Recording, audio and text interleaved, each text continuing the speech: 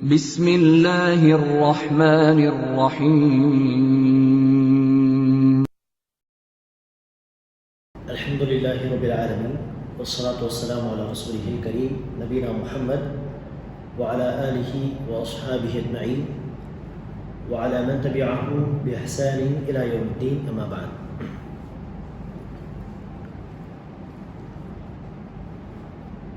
الحمد لله அல்லாஹுடைய வீட்டில் சில மார்க்க சட்டங்களை தெரிந்து கொள்வதற்காக படிப்பதற்காக நாம் எல்லாரும் ஒன்று கூடியிருக்கிறோம். நாம் இன்ஷா அல்லாஹ் இன்றைய இந்த சபையில் தூய்மை தொடர்பான தஹாரத் தொடர்பான அடிப்படை சட்டங்களை இன்ஷா அல்லாஹ் நம்ம படிக்கலாம்.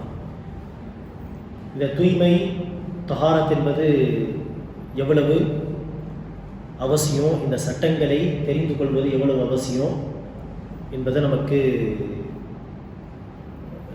தெரியும். ஏன்னா தூய்மை இல்லாமல் தொழுகை ஏற்றுக்கொள்ளப்படாது இல்லையா?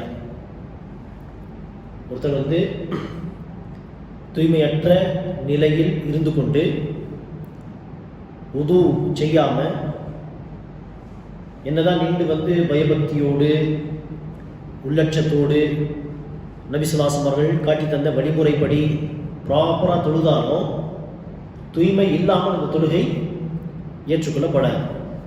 அப்படி இருக்க தூய்மை என்பது மிக அவசியமான ஒரு விஷயம். குறிப்பாக அந்த தூய்மை என்கிற அந்த விஷயத்தின் மீது தொழுகை என்கிற இபாதத் இருக்கு. அதுக்காக தூய்மை பற்றி உள்ள சட்டங்களை படிப்பது மிக மிக அவசியமானது ஒரு முஸ்லீமுக்கு. மார்க்க கல்வி அப்படின்னு நம்ம எடுத்துட்டோம்னா, மார்க்க கல்வியில் 2 பகுதிகள் உண்டு. ஒரு பகுதி ஒவ்வொரு முஸ்லீமும் படித்து தெரிந்து கொள்ள வேண்டிய பகுதி. அந்த பகுதியை வாஜிப்னு சொல்லலாம். வாஜிபான கல்வி, அது கடமையான கல்வி. அதை பற்றி தான் நபி ஸல்லல்லாஹு அலைஹி வஸல்லம் சொல்கிறாங்க, தலபுல் இல்மி ஃபரீதத்துன் அலா குல்லி முஸ்லிம். ஒவ்வொரு முஸ்லீம் மீது மார்க்க கல்வியை தேடுவது கட்டாய கடமை. கல்வி இன்னொரு பகுதி இருக்கு. அது ஒவ்வொரு முஸ்லீமுக்கும் தேவைப்படுகின்ற கல்வியாக இருக்காது. சம்பந்தப்பட்ட சில மக்களுக்கு தேவைப்படும். அவங்க தேவைப்படும் பொழுது சில அறிஞர்கள்கிட்ட அதை கேட்டு தெரிஞ்சுக்கலாம். அந்த மாதிரியான விஷயங்கள். அந்த பகுதியை சில பேர் உம்மத்தில், இப்போ ஒரு மஹல்லா இருக்கு, ஒரு ஊர் இருக்கு அப்படின்னா அதில் ஒரு சில பேர் தனக்கு தேவையான கல்வியையும் தாண்டி பல விஷயங்களை அவங்க படித்து வைக்கணும். மக்கள் கேட்டாங்கன்னா எடுத்து அவங்க சொல்லணும், வழிகாட்டணும். இப்படி சில பேர் படித்தா போதும். அது என்னது, நஃபீலான கல்வி. அது நஃபீலான கல்வி. ஆனால் அதே நேரத்தில் ஃபர்து கிஃபாயான்னு சொல்லுவாங்க, சில பேர் கண்டிப்பாக படிக்கணும் என்கிற மாதிரி உள்ள ஒரு கல்வி. இப்போது வாஜிபான கல்வின்னு சொல்கிறோம் இல்லையா, அதுலேயே இந்த தூய்மையுடைய சட்டங்கள் எல்லாமே உள்ளடங்கும். ஏன் அப்படின்னா, தொழுவது நம் மீது வாஜிப், கட்டாய கடமை. அந்த தொழுகைக்கு தூய்மை என்பது அவசியம்.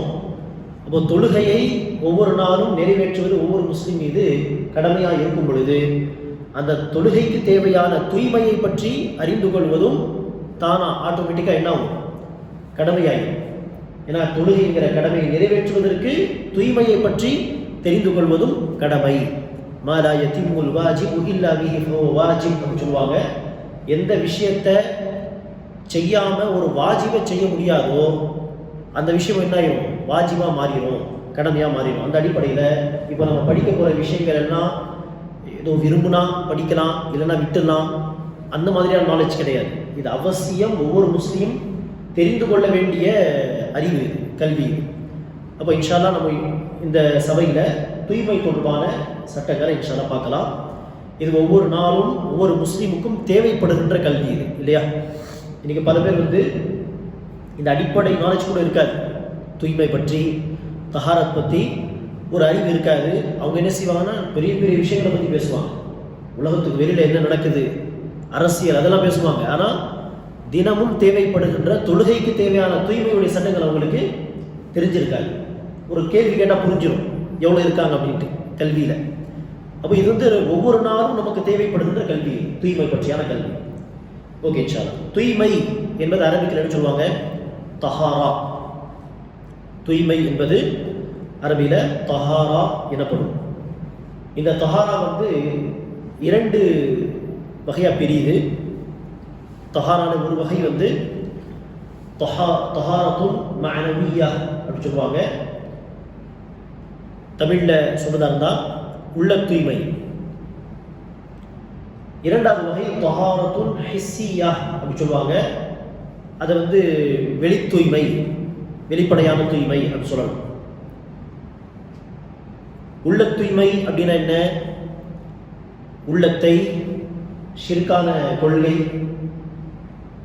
இறை நிராகரிப்பு, குஃப்ரான கொள்கை, நயவஞ்சகத்தனம், இதற்கு அடுத்து வரக்கூடிய பொறாமை, முஸ்லிம்களாக இருந்து கொண்டு ஒருவரை ஒருவர் வெறுப்பது,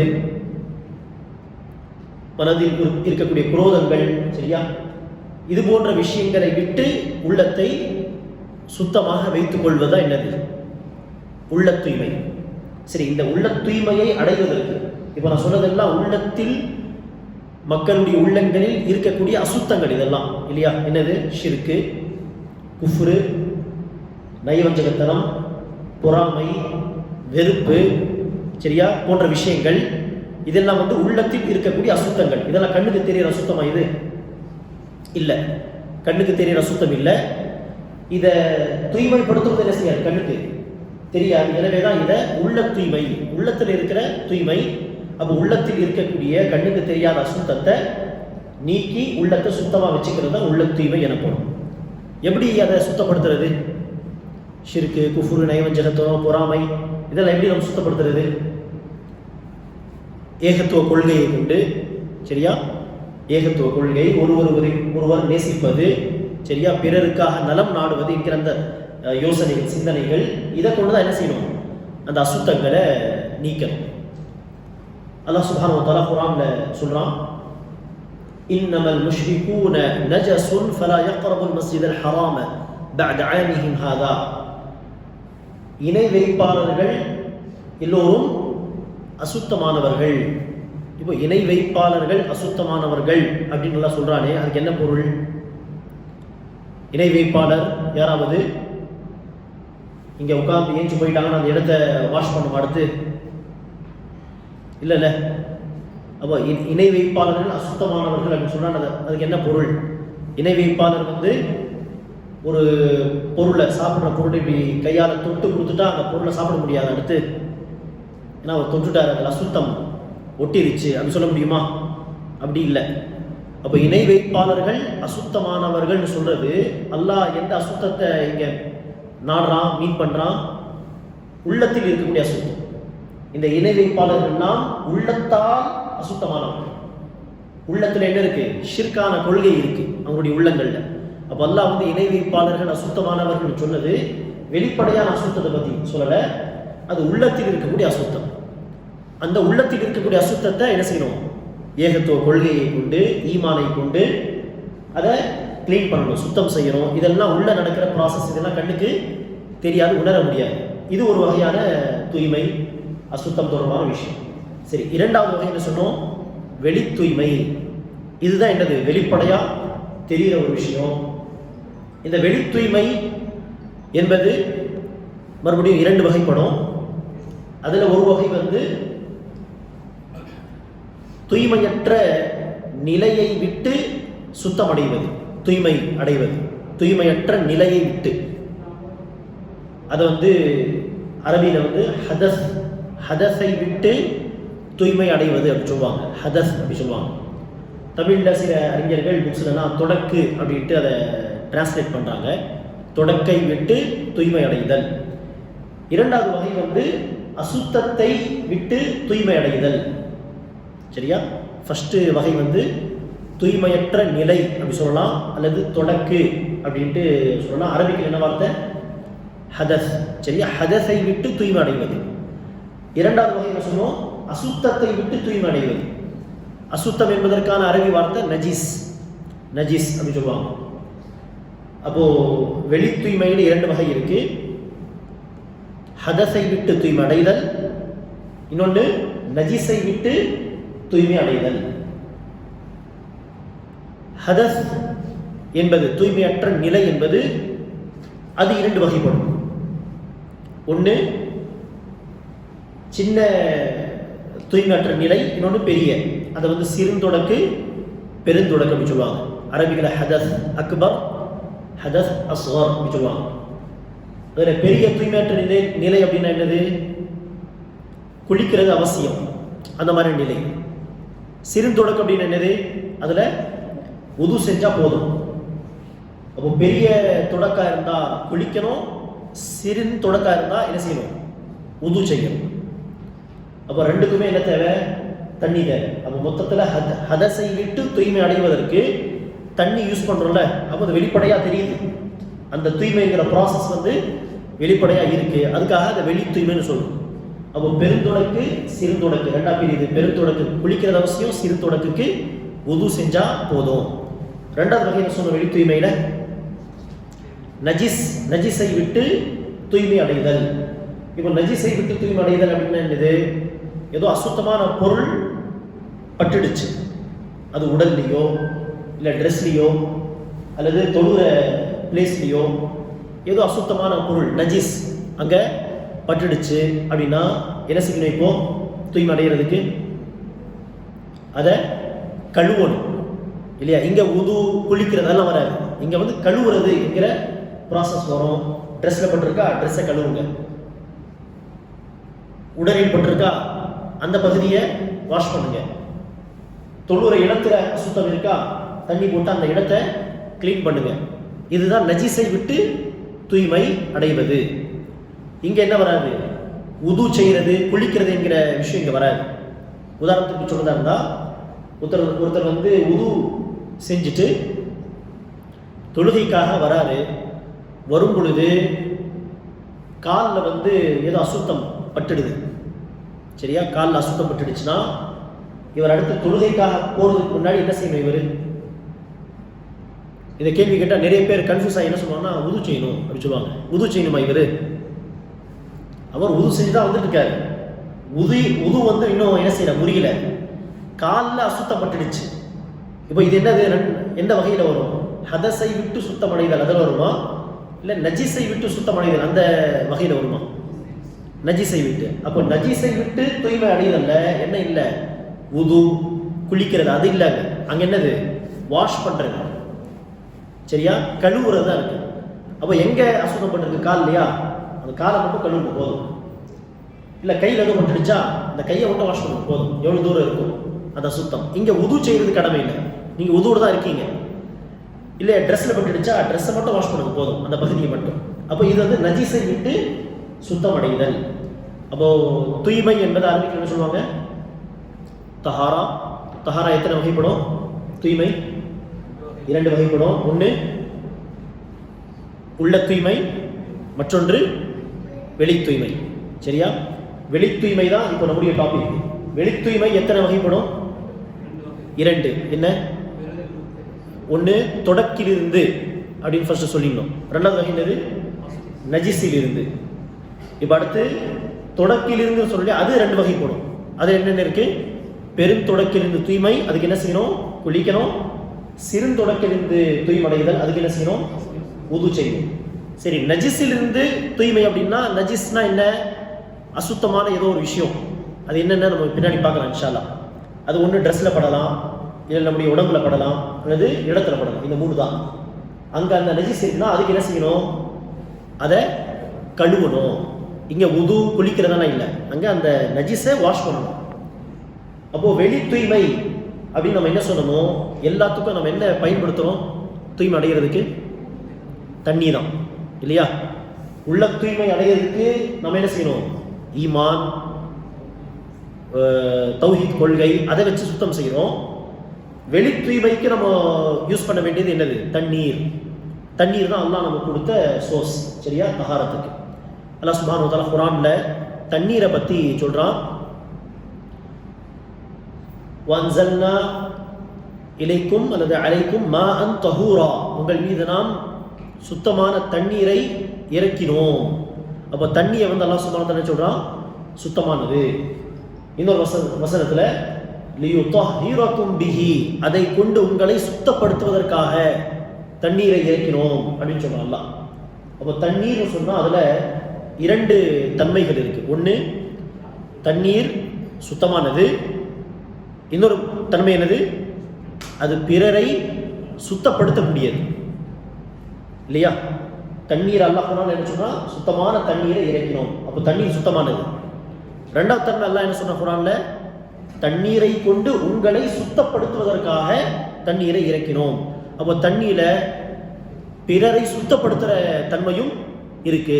இப்போ நாம சுத்தமாக தான் இருக்கணும். இப்போ அசுத்தமான இடத்துல போய் நான் தேய்ச்சிட்டே இருந்தால் சுத்தமாயிருவோம் அந்த பகுதி ஆகாது. ஏன்னா நாம சுத்தமாக இருந்தாலும் நம்மக்கிட்ட என்ன இல்லை, சுத்தப்படுத்துகிற தன்மையெல்லாம் இல்லை.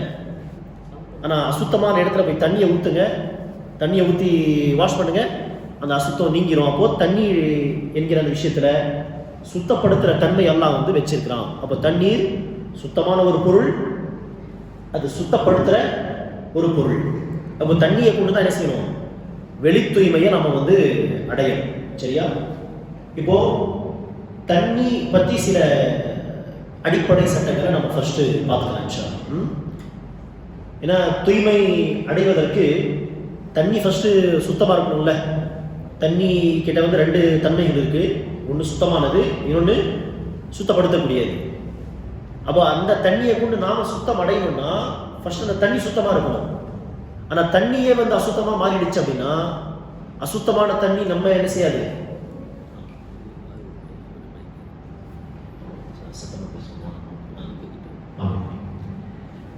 இப்போ தண்ணி வந்து சுத்தமாக இருந்தாலும் அது என்ன செய்யும், பிறரை சுத்தப்படுத்தும். அதுக்காக தண்ணி பற்றியான சில சட்டங்களை நம்ம அறிஞ்சு வச்சுக்கணும். அப்போதான் அந்த தண்ணீரை கொண்டு தன்னுடைய தூய்மையை அடைய முடியும், வெளி தூய்மை அடைய முடியும். அப்போ தண்ணி தொடர்பான சட்டங்கள் என்ன சுருக்கமா சொன்னதா இருந்தா, தண்ணி வந்து பேசிக்கலி சுத்தமானது. ஆனா அந்த சுத்தமான தண்ணி அசுத்தமா மாறதுக்கு சான்ஸ் இருக்கா இல்லையா? கண்டிப்பா சான்சஸ் இருக்கு. அப்போ எப்போ வந்து தண்ணீர் அசுத்தமான தண்ணீரா மாறும் என்பதுதான் விஷயம் புரிஞ்சுக்கணும். அப்போ சுத்தமான தண்ணி எப்போ அசுத்தமா மாறும் அப்படின்னா ஒரே ஒரு முக்கியமான ஒரே ஒரு சட்டம், தண்ணீரில் அசுத்தம் கலந்து, நஜிஸ் கலந்து தண்ணியுடைய நிறம் அல்லது சுவை டேஸ்ட் அல்லது தண்ணீருடைய ஸ்மெல் மனம், நிறம் சுவை மனம், இந்த மூணு தன்மைகள் ஏதாவது ஒன்று சேஞ்ச் ஆகிடுச்சுன்னா அந்த தண்ணீர் வந்து அசுத்தமான தண்ணீர். அதை வச்சு நம்ம பேச முடியாது. ஹதஸை விட்டு சுத்தமடைய முடியாது, நஜீஸை விட்டு சுத்தமடைய முடியாது. அந்த தண்ணீரை யூஸ் பண்ணக்கூடாது. அப்போ என்ன சட்டம் அங்கேயும் சொல்றேன், தண்ணீரில் அசுத்தம் கலந்து அந்த தண்ணீரின் நிறம் அல்லது சுவை அல்லது மனம், இந்த மூணு தண்ணீர் ஏதாவது ஒன்று சேஞ்ச் ஆனாலும் தண்ணி அசுத்தமான தண்ணி, அதை யூஸ் பண்ணக்கூடாது. அதை யூஸ் பண்ணி பிரயோஜனம் இல்லை, நஜிஸ் மேல நஜிஸ். ஓகே, இப்போ இதுக்கு ஒரு உதாரணம், ஒரு கேள்வியா நான் கேட்கிறேன், நீங்க பதில் சொல்லுங்க இன்ஷா அல்லாஹ். இப்போ தண்ணியில வந்து சோப்பு விழுந்து தண்ணியுடைய நிறம் வந்து சேஞ்ச் ஆகிருக்கு. சரியா? சோப்பு விழுந்தா கண்டிப்பா என்ன ஆகும், தண்ணியுடைய நிறம் வைட் கலர்ல மாறிடும். இப்ப அந்த தண்ணீரை வச்சு உது செய்யலாமா கூடாதா? உது செய்யலாமா கூடாதா? உது செய்யலாம். கலர் மாறி இருக்கே அப்படி கேட்டா என்ன சொல்றோம், அதுல விழுந்த பொருள் என்ன இல்லை, அசுத்தம் இல்லை. விழுந்த பொருள் சோப்பு சுத்தமான பொருள் தானே, கலர் சேஞ்ச் ஆனாலும் பிரச்சனை, எடுத்து யூஸ் பண்ணுங்க. அப்போ என்ன மறந்துடக்கூடாதுன்னா, அசுத்தம் விழுந்து சேஞ்ச் ஆனாலும் பிரச்சனை, அதை ஞாபகம் வச்சுக்கணும். அப்போ கலர் சேஞ்ச் ஆனாலே அசுத்தம் அப்படி கிடையாது, டேஸ்ட் சேஞ்ச் ஆனாலே அசுத்தம் அப்படி சொல்ல வரல. அசுத்தம் விழுந்து சேஞ்ச் ஆனாதான் அந்த தண்ணி வந்து அசுத்தமா மாறும். அப்போ சோப்பு விழுந்த தண்ணியுடைய கலர் சேஞ்ச் ஆகும், ஆனா பிரச்சனை இல்லை, அது தாராளமா யூஸ் பண்ணலாம். சரி, அசுத்தம் விழுந்து சேஞ்ச் ஆகிறதுக்கு எக்ஸாம்பிள் சொல்றதா இருந்தா, தண்ணீரில் ஏதோ இறந்து போன ஏதோ ஒரு விலங்கு அல்லது பறவை விழுந்துருச்சு, டேங்க்ல விழுந்துருச்சு.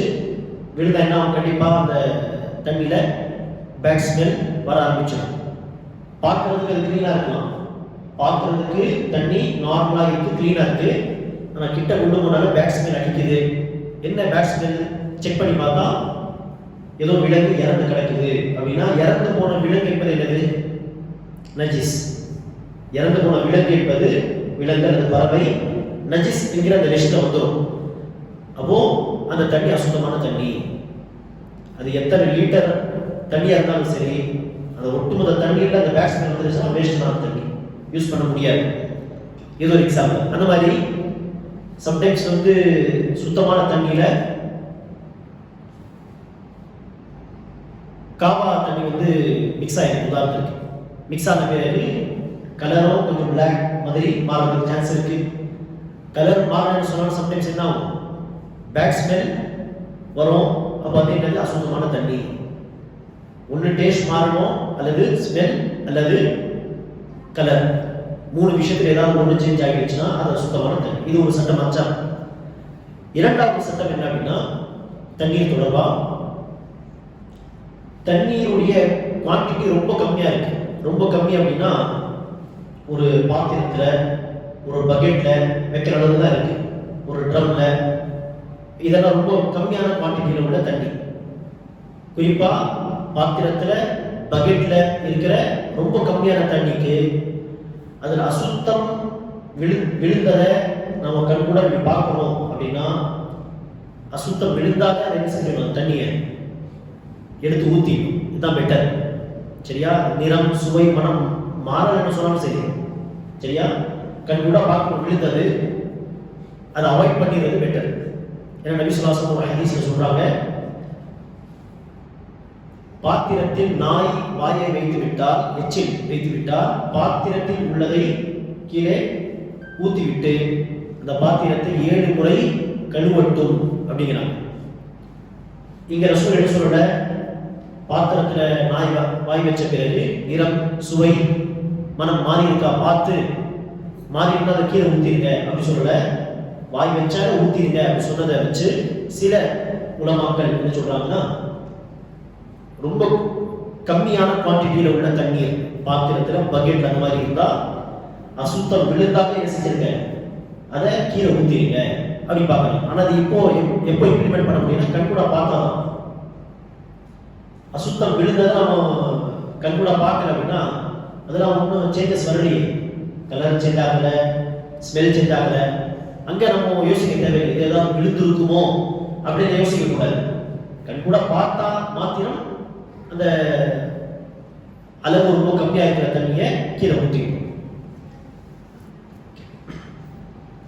இன்னொரு சட்டம் என்ன அப்படின்னா, ஏற்கனவே சொன்னது, சுத்தமான பொருள் தண்ணீரை கலந்து நிறம், சுவை, மனம் மாறினாலும் பிரச்சனை இல்லை, தாராளமாக என்ன செய்யலாம்? பயன்படுத்தலாம். இதற்கு ஒரு உதாரணம் இந்த சோப்புன்னு சொல்றியா, அந்த மாதிரி ஒரு ஆதாரம் சொல்லுதாங்க. ஹதீஸ்ல இருந்து நபி ஸல்லல்லாஹு அலைஹி வஸல்லம் அவங்களுடைய மகள் ஜைனப் ரலியல்லாஹு அன்ஹா வஃபாத் ஆன பொழுது அவங்களை குளிப்பாட்டுறதுக்கு வந்திருந்த பெண்களை பார்த்து நபி ஸல்லல்லாஹு அலைஹி வஸல்லம் சொல்றாங்க, தண்ணியில இளந்த இலை போட்டு அது மாதிரி கற்பூரம் அதெல்லாம் பயன்படுத்தி குளிப்பாட்டுங்க அப்படி சொல்றாங்க. இப்போ தண்ணியில இளந்த இலை போட்டு கொதிக்க விட்டா என்ன ஆகும்? கலர் சேஞ்ச் ஆகுமா இல்லையா?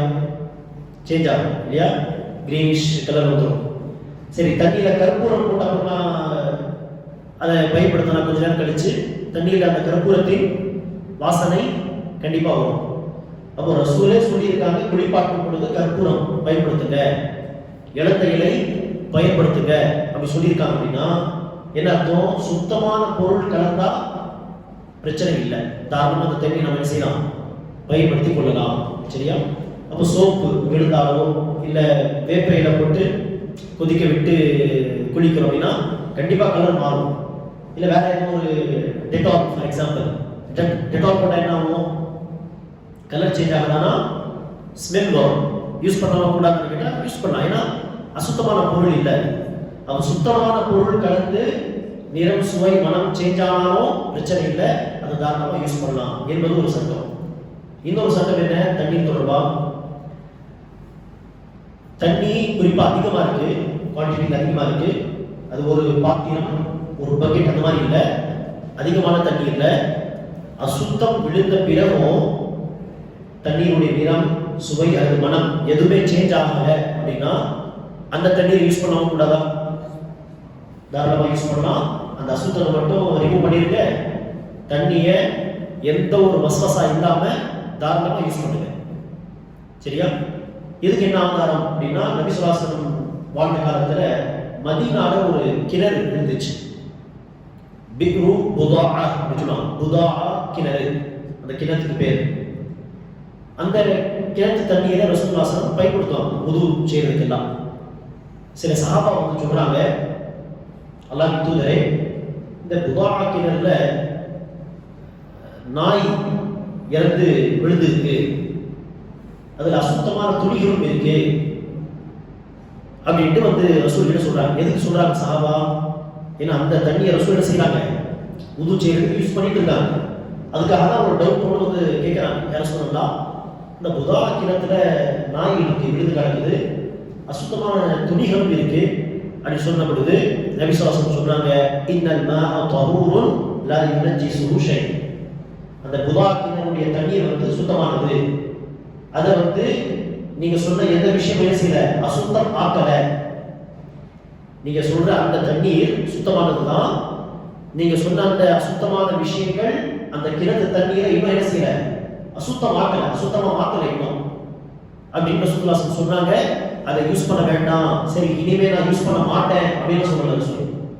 மாறாக ரசூல் சொன்னாங்க அந்த தண்ணி சுத்தமானது. ஏன் அப்படி சொன்னாங்கன்னா, அந்த அசுத்தங்கள் விழுந்தோம் என்ன செய்யல, அந்த தண்ணீருடைய தன்மை மாறவே நடத்தும்.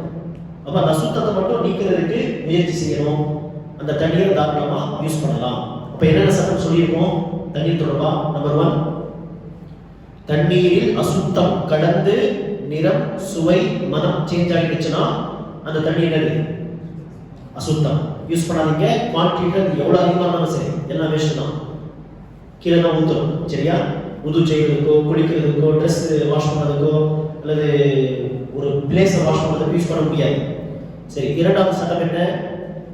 தண்ணீரில் குறிப்பாக வந்து தண்ணீர் ரொம்ப கம்மியா இருக்கு, ஒரு பக்கெட்ல இருக்கு, ஒரு பாத்திரத்தில் இருக்குன்னா அசுத்தம் விழுறத கண்கூட நம்ம பார்க்கணும்னா அந்த தண்ணியை யூஸ் பண்றதை அவாய்ட் பண்ணிக்கிறது நல்லது. சரியா? ஆனால் அதில் சில அறிஞர்கள் தன்மை மாறினாதான் நஜீஸ், ஒரே சட்டம் தான், தன்மை மாறினாதான் நஜீஸ், மாறினா யூஸ் பண்ணலாம் அப்படியே சொல்றாங்க. சரி, மூன்றாவது சட்டம் என்ன சொன்னோம்? தண்ணீரை சுத்தமான பொருள் கலந்து நிறம் சுவை மனம் சேஞ்ச் ஆச்சுன்னா யூஸ் பண்ணலாம் கூடாதா? தாராளமாக யூஸ் பண்ணலாம். என்ன ஆதாரம் சொன்னதுக்கு? உதாரணம் சோப்பு. ஆதாரம் இடத்தை இலை போட்டு கற்பூரம் போட்டு ரசூலை சொல்லியிருக்காங்க, ஜனாசாவை குளிப்பாட்டுக்கிட்டு, அதில் கண்டிப்பாக தன்மைகள் சேஞ்ச் ஆகும். சரி, அடுத்த சட்டம் என்ன சொன்னோம்? தண்ணியில அசுத்தம் கலந்தோம், நிறம் சுவை அல்லது மனம் எதுவுமே சேஞ்ச் ஆகலைன்னா அந்த தண்ணியை யூஸ் பண்ணாலும் கூடாது, தாராளமாக யூஸ் பண்ணலாம். அதுக்கான ஆதாரம் என்ன? புதா கிணறு தொடர்பான ஹதீஸ் ரசூலை யூஸ் பண்ணியிருக்காங்க. சரியா? இது தண்ணீர் தொடர்பான சில அடிப்படை சட்டங்கள். சரி, டேங்க்ல தண்ணி இருக்கு, 4-5 மாசம் தொடர்ந்து யூஸே பண்ணல, வேற எங்கே போயிருந்தோம், வீட்டை க்ளோஸ் பண்ணிட்டு 4-5 மாசம் கழிச்சு வந்திருக்கிறோம், டேப்பை திறந்தா தண்ணியில துர்வாடை வீசுது லைட்டா, டேங்க்ல ஒண்ணுமே விடலை, டேங்க்ல க்ளோஸ் தான் இருக்கு. ஆனால் 4-5 மாசம் அப்படியே விட்டதுனால அதில் துர்வாடை வீசுது அப்படின்னா அந்த தண்ணி யூஸ் பண்ணாம கூடாதா? யூஸ் பண்ணாம கூடாது, யூஸ் பண்ணலாம். சரியா? சரி, அதுல ஏதாவது கிருமிகள் இருக்கும் அப்படி ஏதாவது நீங்க யோசிச்சு அவாய்ட் பண்ணி வேற விஷயம். ஆனா தண்ணி சுத்தமானதா அசுத்தமானதா கேட்டா அந்த தண்ணி என்னது? சுத்தமானதுதான். ஏன்னா அதுல ஒண்ணுமே நஜீஸ் ஒண்ணுமே விடலையே. அப்ப தண்ணியுடைய பேசிக் சட்டம் என்னது? சுத்தமானது. சுத்தமானது பிளஸ் சுத்தப்படுத்தக்கூடியது அந்த நிலையில் இருக்கும். சரியா? மற்றபடி அது ரொம்ப நாளாக இருக்கிறதுனால ஏதாவது கிருமிகள் வந்துருக்குமே அப்படின்னு நீங்க பயந்தீங்கன்னா அதை பேஸ் பண்ணி நீங்க அவாய்ட் பண்ணிக்கலாம். மற்றபடி ஒரு பிளேஸை வாஷ் பண்ணுறதுக்கு யூஸ் பண்ணலாமா கூடாதுன்னு தாராளமாக யூஸ் பண்ணலாம். ஓகேவா? இப்போ இந்த சுத்தமான தண்ணி அசுத்தம் எப்போ எப்போ வந்து ஒரு தண்ணி அசுத்தமாகவும் சொன்னோம், அந்த சட்டத்தில் வரல அப்படின்னா தண்ணி தன்னுடைய அசல் நிலையில் இருக்கும் சுத்தமானது. அப்படிப்பட்ட சுத்தமான தண்ணி யூஸ் பண்ணுறதுல என்ன செய்யக்கூடாது, எப்பவுமே வஸ்வசா கொண்டு வரக்கூடாது.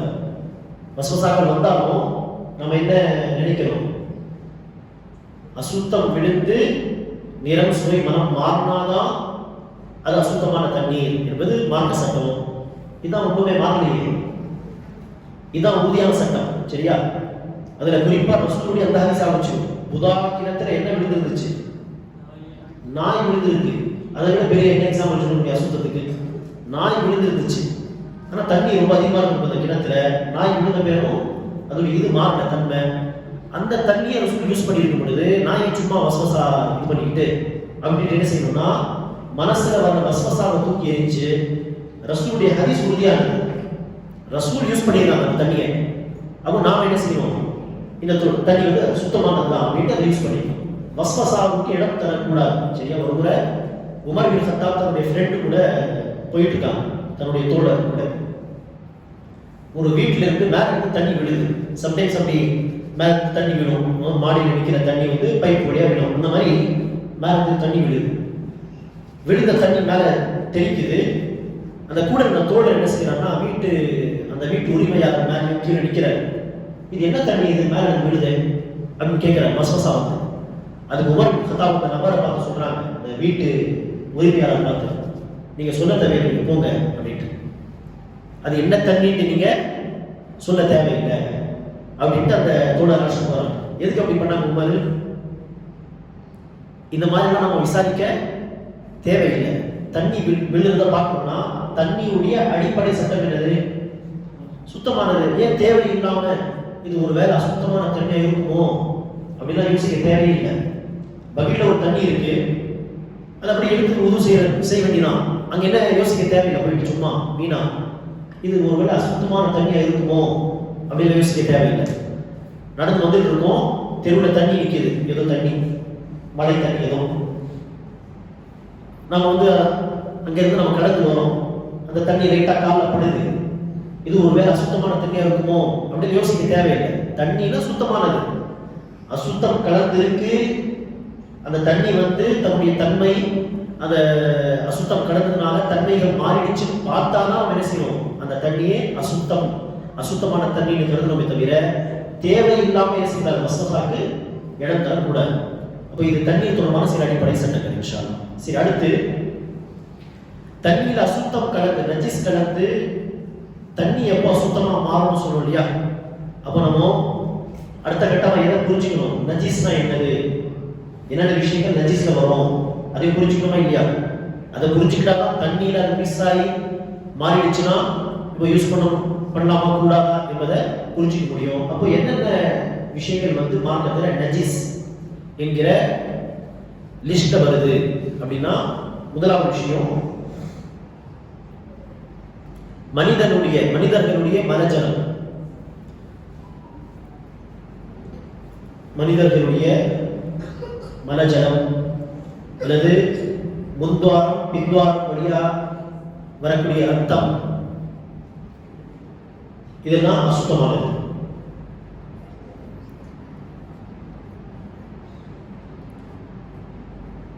மனிதனுடைய 2 துவாரங்கள், முன்துவாரம் பின்துவாரம் வழியா வரக்கூடிய சிறுநீரா இருக்கட்டும், அல்லது மலமா இருக்கட்டும், அல்லது ரத்தம் வேறிடுச்சுன்னா ரத்தமா இருக்கட்டும், இதெல்லாம் அசுத்தமானது.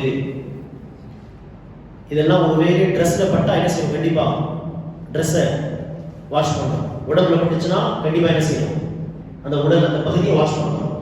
இதெல்லாம் அசுத்தம். அடுத்து என்னது, ஹராமான விலங்குகள் இருக்கு இல்லையா, சாப்பிட ஹராமாக்கப்பட்ட விலங்குகள், அந்த விலங்குகளுடைய சிறுநீர் அல்லது சாணம் விட்டை என்ன சொல்றோமோ அதுவும் அசுத்தமானது. அப்போ இது ஏதாவது தண்ணியில விழுந்தாலோ இல்லை நம்ம ட்ரெஸ்ல பட்டாலோ கண்டிப்பா என்ன செய்யணும், அதை வாஷ் பண்ணணும். அண்ட் தண்ணியை பார்க்கணும், அது அசுத்தமா இருக்கா என்னன்னு கவனிக்கணும். அப்போ ஹராமாக்கப்பட்ட விலங்குகள்.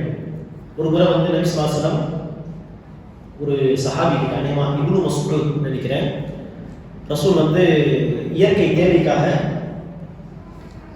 போய்கிட்டு இருப்பாங்க. அப்போ அந்த சஹாபியை கூப்பிட்டு 3 கல் எடுத்துருவாங்க. ஏன்னா தண்ணி இல்லைன்னா என்ன செய்யலாம், இந்த காலத்தில் டிஷ்யூ யூஸ் பண்ணுற மாதிரி அந்த காலத்தில் மண் கட்டி இல்லைன்னா கல் என்ன செய்வாங்க, மலஜலம் கழித்த பிறகு சுத்தம் அடைவதற்கு அதை யூஸ் பண்ணுவாங்க. அப்போ ரசூலுல்லாஹி ஸல்லல்லாஹு அலைஹி வஸல்லம் 3 கல் எடுத்துருவாங்க அப்படின்னு சொல்ல இப்னு மஸ்ஊத் என்ன செய்யறாரு, போய் 2 கல் ஒரு விட்டை எடுத்துட்டு வர. விட்டை என்னது, காஞ்சி போன சாணம் இல்லையா, விட்டை. கழுதையுடைய விட்டை எடுத்துட்டு வர. 2 கல், 1 கழுதையுடைய விட்டை எடுத்துட்டு ரசூலுல்லாஹி ஸல்லல்லாஹு அலைஹி வஸல்லம் கொடுக்க நபி ஸல்லல்லாஹு அலைஹி வஸல்லம் 2 கல் எடுத்துட்டாங்க. அந்த விட்டையை தூக்கி எரிஞ்சு சொல்றாங்க, ஹாதா ரிக்ஸுன், இது வந்து நஜிஸ். இது குறிப்பா அந்த காலத்துல அந்த விட்டையை பார்த்து சொல்லிடுவாங்க, இது கழுதை விட்டையா, மாட்டின் விட்டையா அல்லது ஒட்டகத்துடைய விட்டையாட்டு பார்த்து சொல்லிடுவாங்க இல்லையா. அப்ப ரசூல் பார்த்து கண்டுபிடிச்ச தூக்கி எரிஞ்சு இது அசுத்தமானது அப்படின்னு சொன்னாங்க.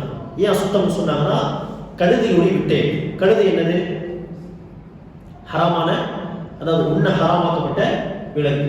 அப்போ உண்ண ஹராமாக்கப்பட்ட விலங்குகளுடைய சிறுநீரோ விட்டையோ அசுத்தம். அது நம்ம ட்ரெஸ்ல பட்டாலோ உடம்புல பட்டாலோ கழுவணும். தண்ணியில விழுந்திருந்தா என்ன செய்யணும், தன்மைகள் மாறி இருக்கா பார்த்து தான் யூஸ் பண்ணணும் தண்ணி. ஓகே, சரி. இப்படி சொல்லும் பொழுது யாருக்காவது சந்தேகம் ஏதாவது வந்துச்சா இந்த பாயிண்ட் சொல்லும் பொழுது, உண்ண ஹராமாக்கப்பட்ட விலங்குகளுடைய சிறுநீர் விட்டை அசுத்தமானது அப்படி சொல்லும் பொழுது சந்தேகம் ஏதாவது வந்துச்சா? அப்போ ஆடு மாடுடைய சிறுநீர் என்னது, இது வந்து உண்ண ஹலாலாக்கப்பட்ட விலங்கு இல்லையா. அப்போ உண்ண ஹலாலாக்கப்பட்ட விலங்குடைய சிறுநீர் விட்டை உடைய சட்டம் என்னன்னு கேட்டா, அது சுத்தமானது என்பதுதான் சட்டம். அறிவு என்ன சொல்லும், சிறுநீர் போய் எப்படி அது சுத்தமாகும் அப்படின்னு சொல்லுவோம்.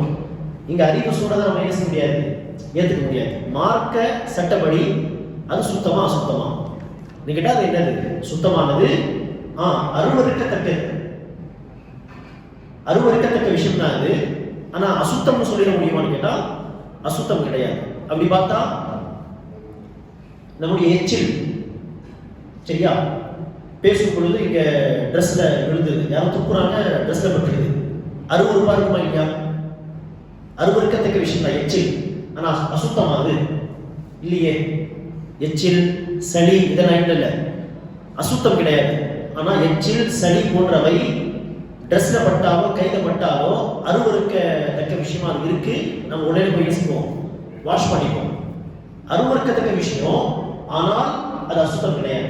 அந்த மாதிரி தான் ஹலாலான விலங்குகளுடைய சிறுநீர் அல்லது விட்டை, சாணம் போன்ற விஷயங்கள் காலில் பட்டாலோ ட்ரெஸ்ல பட்டாலோ அருவருப்பா இருக்கும், தாராளமா போய் வாஷ் பண்ணிக்கோங்க. ஆனால் அது அசுத்தமானு கேட்டா அசுத்தம் கிடையாது. சொல்றது புரியுதா? அப்ப அசுத்தம் கிடையாது அப்படின்னு சொல்லும் பொழுது அதுக்கு ஏற்பதான் சட்டம். அது தண்ணியில விழுந்தாலும் பிரச்சனை இல்லை, சரியா. ட்ரெஸ்ல பட்டு நீங்க வாஷ் பண்ணிக்கிறது நல்லது, அது அருவருக்கத்தக்க விஷயம் இருக்கிற அடிப்படையில மேபி அது துர்நாற்றம் வரும். ஆனா வாஷ் பண்ணாமலே போய் விட்டு தொழுதாலும் தொழுகை பாதிக்க, ஏன்னா அது சுத்தமானது. சரி, அந்த சுத்தம் சொல்றதுக்கு சில ஆதாரங்கள் நம்ம வந்து ஹதீஸ்ல பார்க்கணும். ஒரு ஆதாரம் என்ன அப்படின்னா, மதீனாவுக்கு சில மக்கள் வந்தாங்க, வந்து இஸ்லாத்தை தழுவியெல்லாம் நடிக்கிறாங்க. அவங்க உண்மை முஸ்லீமா மாறினவங்க இல்லை, ஏதோ ஒரு நோக்கத்துக்காக வந்தாங்க, இஸ்லாத்தை அக்செப்ட் பண்ற மாதிரி நடிச்சாங்க. வந்த அந்த மக்களுக்கு வயிறு வலி, மதீனால வந்து ஸ்டே பண்ண அந்த மக்களுக்கு வயிறு வலி ஏற்படுது.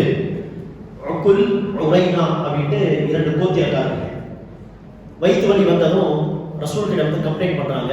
அப்ப ரசூல் என்ன சொல்றாங்கன்னா, நீங்க எல்லாரும் இந்த ஒட்டகக்கொட்டை இருக்கு, அங்க போய் தங்கி இருங்க, அங்க இருந்து ஒட்டகத்தின் பால் மற்றும் சிறுநீரை குடிங்க, இந்த வயிற்று வலியெல்லாம் போயிடும் அப்படின்னு ரசூலுல்லாஹ் சொன்னதுக்கு அவங்க பைத்துல் மாலுக்கு சொந்தமான ஒட்டகங்கள் இதெல்லாம் அங்க போய் ஸ்டே பண்ணி என்ன செய்யறாங்க, ரசூல் சொன்ன மாதிரி ஒட்டக பாலையும் சிறுநீரையும் குடிக்கிறாங்க, குணமடைகிறாங்க. அப்புறமா இஸ்லாத்தை விட்டு வெளியேறி அந்த ஒட்டகக்கொட்டைக்கு காவல் காத்துக்கு இருந்த ஒரு சஹாபியை கொடூரமா கொலை செஞ்சு அந்த ஒட்டகத்தை தான் ஓடி போயிட்டாங்க. அப்புறமா ரசூல் அவங்களை பிடிச்சி தண்டனை கொடுத்தாங்கலாம் இருக்கட்டும். அதில் முக்கியமான பகுதி என்ன நமக்கு தேவையான இந்த இடத்துல, நபி ஸல்லல்லாஹு அலைஹி வஸல்லம் ஒட்டகத்தின் சிறுநீரை என்ன செய்ய சொன்னாங்க? குடிக்க சொன்னாங்க. இப்போ இது ஒட்டகத்தின் சிறுநீர் சுத்தம் என்பதற்கான ஒரு ஆதாரம். எப்படி அது ஆதாரம் அமையுது? அது அசுத்தமா இருந்தால் ரசூல் குடிக்க சொல்லியிருக்க மாட்டாங்க. அசுத்தமான ஒரு விஷயத்தை உட்கொள்ளும்படி ரசூல் ஒருபோதும் சொல்ல மாட்டாங்க. அப்ப ரசூல் குடிக்க சொன்னாங்கன்னு என்ன அர்த்தம்? கண்டிப்பா சுத்தமான ஒரு பொருள். ஆனா அதுக்கிட்ட இந்த ஹதீஸை வச்சு செய்ய முடியாது. மாட்டு இதெல்லாம் குடிக்கலாம் அப்படி சொல்ல முடியாது.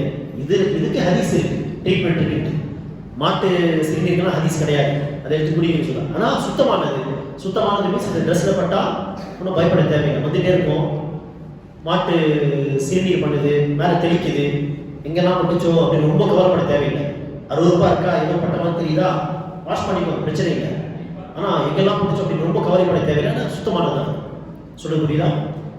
அதே மாதிரி தான் இன்னொரு ஆதாரம் என்ன அறிஞர்கள் காட்டுவோம் அப்படின்னா, சஹாபா ரசூல் கிட்ட கேட்குறாங்க, ஒட்டக பண்ணை, அந்த ஒட்டக குட்டையில தொழலாமா அப்படி கேட்குறாங்க. அதுக்கு ரசூல் வேண்டாம். ஆட்டு குட்டையில, ஆட்டு பண்ணையில தொழலாமான்னு கேட்டதுக்கு தாராளமா தொழுங்க. அப்போ ஆட்டு குட்டையில தொழுங்க அப்படின்னு சொன்னதை இந்த ஹலாலான விலங்குடைய சிறுநீர் அல்லது விட்டை சுத்தமானது என்பதற்கு எப்படி நம்ம ஆதாரம் எடுக்கலாம்? ஆட்டுக்குட்டையில தொழுங்க அப்படின்னு சொன்னதை வச்சு அதனுடைய சிறுநீர் சுத்தமானது என்பதற்கு எப்படி ஆதாரம் எடுக்கலாம்? அங்க ஆட்டெல்லாம் இருக்கு, கண்டிப்பா அங்க என்ன இருக்கும்? ஆங்காங்கே சிறுநீர் எல்லா இடத்துலையும் இருக்கும், பறவை இருக்கும். அதோடைய விட்டை கூட அங்கங்க புழுக்கு சமத்தி சொல்லுவாங்க, அதெல்லாம் இருக்கும். சரி, அதெல்லாம் அங்கங்கே இருக்கும். இருந்தாலும் எப்படி நம்ம ஆதாரம் எடுக்கலாம் இங்கிருந்து? ஏன்னா அந்த காலத்துல என்ன இல்லை, முசல்லா போட்டுதான் தொழும் அப்படியெல்லாம் இல்லை. அப்படியே டைரக்டா தரையில் நின்று தொழுதான் வழக்கம். ஈவன் மஸ்ஜிதிலேயே எப்படிதான் சொல்லுவாங்க? டைரக்டா தரையில் நின்று தான் தொழுவாங்க. ஸோ தட் மழை பெஞ்சிச்சுன்னா ஒரே சேத்தாயிடும், நெத்தியில அந்த சேரு படம் அப்படின்ட்டு வந்துருக்கு ஹதீஸ்ல. அப்போ முசல்லா போட்டு பாய் விரிச்சு தொழுதுலாம் வழக்கம் இல்லை. சில பேர் செய்வாங்க, ஆனால் வழக்கமாக அப்படி செய்வாங்க. டைரக்டா நின்று தொழுதான் வழக்கம். அப்படி இருக்க ஆட்டுக்குட்டையில தொழுங்கன்னு சொன்னா எப்படிதான் தொழுவாங்க? சஹாபா டைரக்டா நின்று தான் தொழுவாங்க. ஆனால் அங்கே ரசூல் என்ன சொல்லல, ஆட்டுக்குட்டையில தொழலாம், அந்த முசல்லா போட்டு தொழுங்க, சிறுநீரெல்லாம் இல்லாத இடமா பார்த்து நின்று தொழுங்க அப்படின்னா ஒண்ணுமே சொல்ல ரசூல். ஆட்டுக்குட்டையில தாராளமா தொழுங்க. அப்ப அங்க இருந்து நம்ம என்ன எடுத்துக்கணும்னா அதோடைய சிறுநீர் சுத்தமானது. சரியா? ஓகே. அடுத்து அப்போ அசுத்தத்தில் என்னென்ன சொல்லியிருக்கோம்? மனிதனுடைய 2 துவாரங்கள் வழியா வெளியேறக்கூடிய மலஜலம் அல்லது ரத்தம் போன்றவை அசுத்தமானது.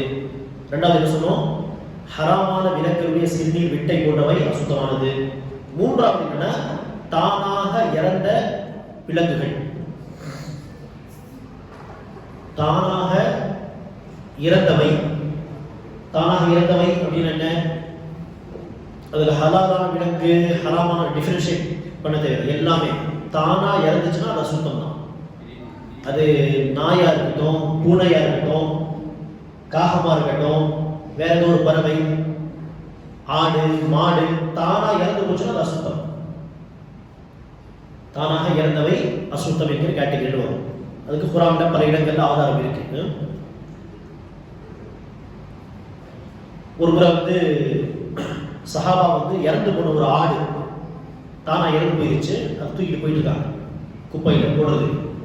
ரசூல் கேட்கிறாங்க, எங்க எடுத்துட்டு போறீங்க? அது இறந்து போச்சு யா ரசூலல்லாஹ். ஹல்லா அஹஸ்தும் இஹாபஹா ஃபதபக்துமு. அந்த ஆட்டின் இதை உரிச்சு தோலை அந்த டேனிங் பண்ண சொன்னோம் இல்லையா, பதனிடுவது, அந்த பதனிட்டு நீங்க யூஸ் பண்ணலாமே அப்படின்னு சொன்னாங்க. இப்போ ஆடு அசுத்தம், அக்கா தூக்கி போட போனாங்க சஹாபா. ஆனா அதுல இருந்து எதை மட்டும் எடுத்துக்கணும்னு சொன்னாங்க ரசூல்? தோல் மட்டும். அந்த தோலை எடுக்கும் பொழுது அது அசுத்தமாக தான் இருக்கும். ஏன்னா இறந்து போன ஆட்டுடைய இது, அதை சுத்தம் செய்வதற்கு என்ன செய்யணும்? பதனிடணும். சரியா? பதனிட்டா சுத்தமாயிரும். அப்போ இது என்ன புரியுதுன்னா, தானாக இறந்தவையில எதுக்கு விதிவிலக்கு இருக்கு? ஹலால் விலங்கினுடைய தோலுக்கு மட்டும் விதிவிலக்கு இருக்கு. ஸ்கின் மட்டும் நம்ம எடுத்து என்ன செய்யலாம்? பதனிட்டு யூஸ் பண்ணிக்கலாம். தானாக இறந்த விலங்கா இருந்தாலும் சரி, யாரும் ஆடு மாடு வளர்க்குறாங்க, இறந்து போச்சு, இல்லைன்னா கசாப் கடை வச்சுக்கிறாங்க, ஒரு மாடு இறந்து போச்சு, ஆட்டு இறந்து போச்சு, இப்போ அதை விற்பனை செய்ய முடியாது, ஏன்னா அது அசுத்தமான பொருள். அது முஸ்லிம்ஸ்க்கும் விற்பனை செய்யக்கூடாது, நான் முஸ்லீம் ஏரியாவில் போய் விற்பனை செஞ்சுவேன் அப்படி சொன்னாலும் தப்பு. ஏன்னா அசுத்தமான பொருளை விற்பனை செஞ்சு சம்பாதிக்கிறது ஹராம். ஆனா இறந்து போன அந்த விலங்குடைய தோலை மட்டும் என்ன செய்யலாம், உரிச்சு எடுத்துக்கலாம், பதவிட்டு யூஸ் பண்ணிக்கலாம். வேற இந்த மாதிரி வேற என்ன விதிவிலக்கு இருக்கு சொல்ல பார்க்கலாம். இறந்தவைகள் தானாக இறந்த ஆடு மாடு எல்லாம் அசுதம்னு சொன்னாங்க. அதுல வேற என்ன இருக்கு? மீன். மீன் மட்டும் இல்ல, கடல் வாழ் உயிரினங்கள் எதுவாக இருந்தாலும் தானா இறந்த பிறகு அது என்னது, நாட் ஒன்லி சுத்தமானது, சுத்தம் பிளஸ் என்னது, ஹலாலானது, சாப்பிடவும் செய்யலாம். சுத்தம்னு சொல்றதுக்கும் ஹலால் சொல்றதுக்கும் என்ன இருக்கு, கொஞ்சம் லைட்டா டிஃபரன்ஸ் இருக்கு. ஒவ்வொரு சுத்தமான பொருள் என்ன கிடையாது, சாப்பிடுறது ஹலால் கிடையாது இல்லையா? அப்போ கடல் வாழ் உயிரினங்கள் சுத்தம் பிளஸ் ஹலால், சாப்பிடவும் செய்யலாம், விதிவிலக்கு இல்லாம எல்லா உயிரினங்கள். வேற என்ன விதிவிலக்கு இருக்கு? இறந்தவைகள், வெட்டுக்கிளி. வெட்டுக்கிளி வந்து இறந்த நிலையிலும் அதுவும் அப்படிதான், நாட் ஒன்லி சுத்தமானது மற்றும் ஹலாலானது. நாம எல்லாம் சாப்பிட்றது இல்லை, ஆனால் அரபுகள் என்ன செய்வாங்க, குறிப்பாங்கெல்லாம் பெருசு பெருசா இருக்கும் வெட்டுக்கிளி, அதை சாப்பிடவும் செய்வாங்க. இறந்து போன பேருக்கு கூட அதை என்ன செய்யலாம், சாப்பிடலாம். அதை பிஸ்மில்லாஹ் ஹலால்லாம் பண்ண தேவையில்லை. ஓகே. இன்னொரு விதிவிலக்கு என்ன இருக்கு இதுல அப்படின்னா, சின்ன சின்ன பூச்சிகள், சரியா, ஈ இருக்கு, குறிப்பா ரத்தம் போடாத அப்படின்னு சொல்லணும். ரத்தம் போடாத புழு பூச்சிகளும் என்னது, இறந்த பிறகும் சுத்தமானது. இங்க நம்ம ஹலாலானதுன்னு சொல்லக்கூடாது, இங்க சுத்தமானது. அப்போ ஈ இருக்கு, ஈசல் இருக்கு, இந்த மாதிரியான புழு பூச்சிகள், ரத்தம் போடாத புழு பூச்சிகள் தண்ணியை விழுந்திருக்குன்னா அதை அப்படியே தூக்கி போட்டு நீங்க தண்ணி யூஸ் பண்ணுறது தாராளம், பிரச்சனை இல்லை. ஏன்னா அது அசுத்தம் கிடையாது. அப்போ அசுத்தமானதுல மையத் தானாக இறந்தது. அடுத்து அசுத்தமானது இருக்கிற கேட்டகரியில அடுத்து வரக்கூடியது நாயின் எச்சில். நாயின் எச்சில் அசுத்தமானது. நாயின் எச்சில் பட்டா என்ன செய்யும், 7 முறை கழுவும். அது பாத்திரத்துக்கு ரசூல் சொன்ன ஹதீஸ். ஆனா பாத்திரத்துக்கு மட்டும் இல்லை, ட்ரெஸ்ல எச்சில் பட்டாலும் என்ன செய்யணும், அந்த ட்ரெஸ்ஸை அந்த பகுதியை 7 முறை கழுவும். நம்முடைய கை கால நாய் என்ன செய்யுது, வந்து நக்கிடுது ஃபார் எக்ஸாம்பிள், அந்த பகுதி என்ன செய்யுங்க, 7 முறை தண்ணி போட்டு கழுவுங்க. அப்போ நாயின் எச்சில் அசுத்தமானது, அது 7 முறை கழுவும். அதே மாதிரி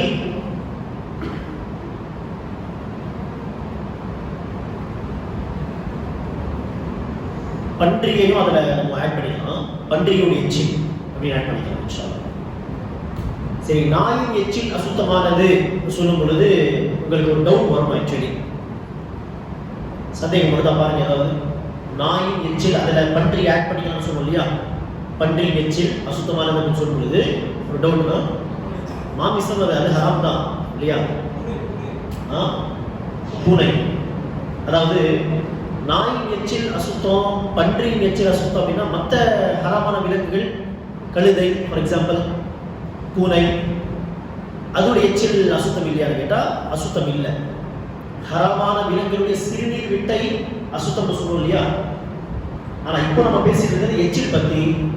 எச்சில் பொறுத்த வரையில நாய் அண்ட் பன்றிக்கு டைரக்ட் ஆதாரம் இல்லை, இருந்தாலும் அது டோட்டலி அது அசுத்தமான விலங்கு அப்படின்னு கன்சிடர் பண்ணி அதையும் சேர்த்துக்கிட்டா இந்த ரெண்டை தவிர மற்ற ஹராமான விலங்குகளுடைய எச்சில் தான் எனக்கு கிடையாது, அசுத்தம் கிடையாது.